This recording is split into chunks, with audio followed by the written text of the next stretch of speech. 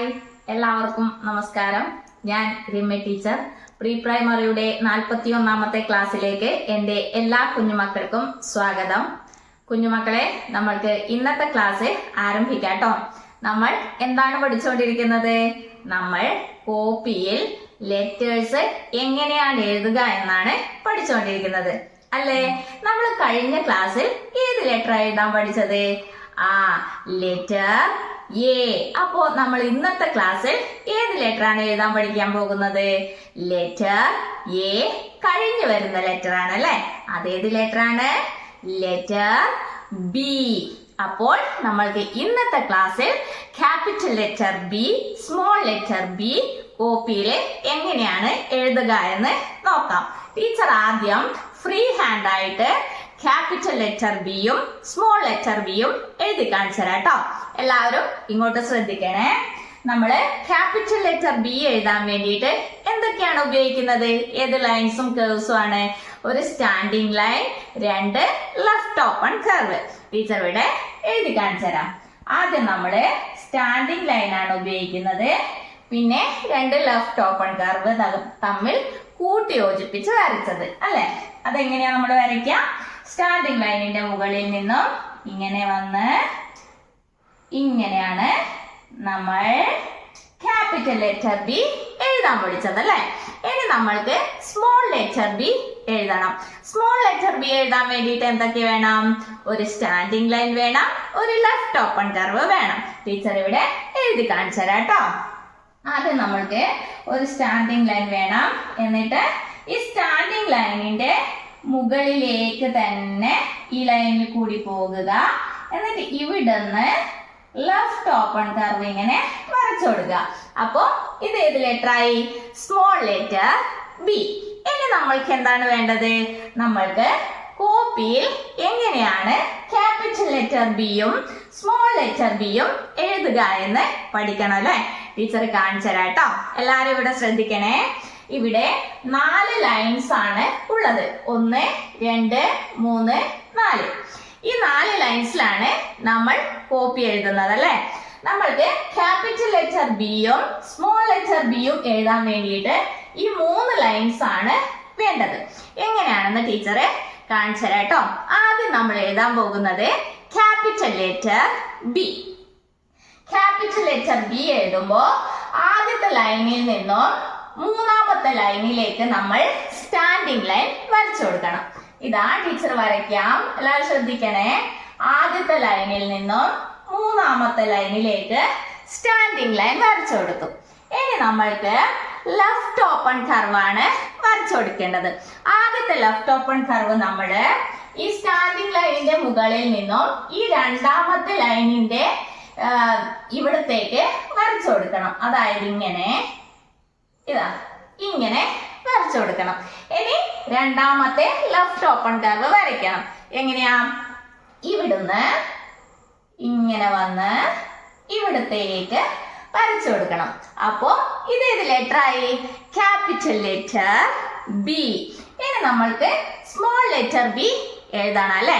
Small letter B എങ്ങനെയാ എഴുതുക എന്ന് ടീച്ചർ പറഞ്ഞുതരാം. ആദ്യത്തെ ലൈനിൽ നിന്നും 3ാമത്തെ ലൈനിലേക്ക് സ്റ്റാൻഡിങ് ലൈൻ വരച്ചു കൊടുക്കാം. എന്നിട്ട് ഈ 2ാമത്തെ ലൈനിൽ നിന്നും 3ാമത്തെ ലൈനിലേക്ക് നമ്മൾ എന്ത് വരച്ചു കൊടുക്കണം? ലെഫ്റ്റ് ഓപ്പൺ കർവ് വരച്ചു കൊടുക്കണം. അതെങ്ങനെയാണെന്ന് ടീച്ചർ ഒന്നുകൂടി കാണിച്ചു തരാം. ആദ്യം നമ്മള് സ്റ്റാൻഡിങ് ലൈൻ വരയ്ക്കാം. എന്നിട്ട് ഈ സ്റ്റാൻഡിങ് ലൈനിന്റെ ആ ലൈനിൽ കൂടി തന്നെ മുകളിലേക്ക് പോകുക. എന്നിട്ട് അവിടെ നിന്നാണ് നമ്മള് ലെഫ്റ്റ് ഓപ്പൺ കർവ് ഇങ്ങനെ വരച്ചു കൊടുക്കേണ്ടത്. അപ്പോ ഇത് ഏത് ലെറ്റർ ആണ്? Small letter B. ടീച്ചറ് ഒന്നുകൂടി ഇവിടെ എഴുതി കാണിച്ചു തരാം കേട്ടോ. ഇതാ ആദ്യം നമ്മൾ ക്യാപിറ്റൽ ലെറ്റർ ബി ആണ് എഴുതുന്നത്. മുകളിലത്തെ ലൈനിൽ നിന്നും 3ാമത്തെ ലൈനിലേക്ക് സ്റ്റാൻഡിങ് ലൈൻ വരയ്ക്കാം. എന്നിട്ട് മുകളിലത്തെ ലൈനിൽ നിന്നും 2ാമത്തെ ലൈനിലേക്ക് ഒരു ലെഫ്റ്റ് ഓപ്പൺ കർവ് വരയ്ക്കാം. എന്നിട്ട് 2ാമത്തെ ലൈനിൽ നിന്നും 3ാമത്തെ ലൈനിലേക്ക് അടുത്ത ലെഫ്റ്റ് ഓപ്പൺ കർവ് ഇങ്ങനെ വരച്ചു കൊടുക്കാം. അപ്പൊ ഇത് ക്യാപിറ്റൽ ലെറ്റർ ബി. ഇനി സ്മോൾ ലെറ്റർ ബി ആദ്യത്തെ ലൈനിൽ നിന്നും മൂന്നാമത്തെ ലൈനിലേക്ക് സ്റ്റാൻഡിംഗ് ലൈൻ വരയ്ക്കുക.